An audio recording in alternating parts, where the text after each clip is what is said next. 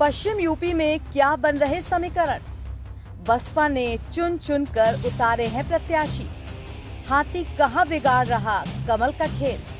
लोकसभा चुनाव 2024 के पहले चरण की कई सीटों पर बसपा के जाति कार्ड खेलने से मुकाबला दिलचस्प हो गया है। पश्चिम यूपी में मायावती का एक खास वोट बैंक भी है। इसके अलावा सपा कांग्रेस से नाराज लोगों के भी बसपा की तरफ जाने की संभावना है।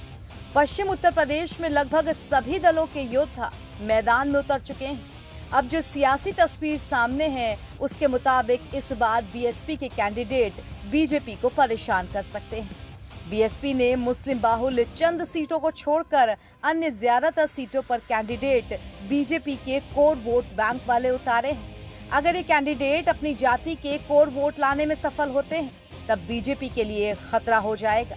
इससे साफ है कि पश्चिम यूपी में जातिगत समीकरण ही चुनाव के परिणाम तय करेगा। 2014 में पश्चिम उत्तर प्रदेश की सभी 14 सीटें बीजेपी ने जीती थी, लेकिन 2019 में सपा बसपा रालोद गठबंधन था।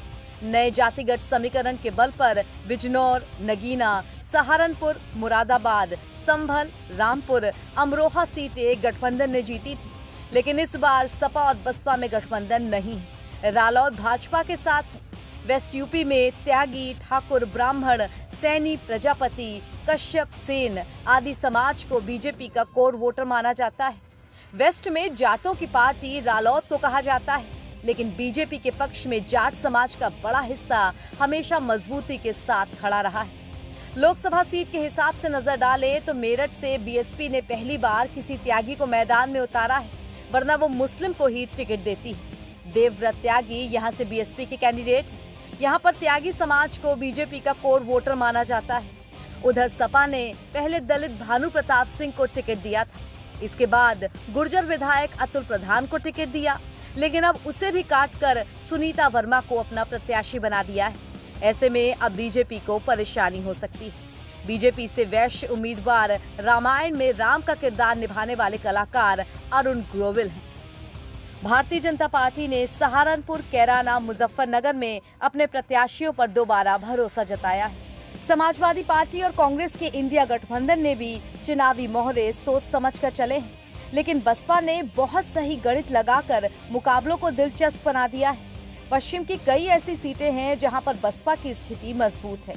वैसे पश्चिम यूपी मायावती का गढ़ आज से नहीं, काफी पहले से माना जाता है। अगर चुनावी ट्रैक को देखें तो बिजनौर और आसपास की सीटों पर बसपा का ही वर्चस्व भी रहा है। बिजनौर सीट पिछली बार भाजपा हार गई थी, लेकिन इस बार ये सीट गठबंधन कोटे में रालोद के हिस्से में आई है।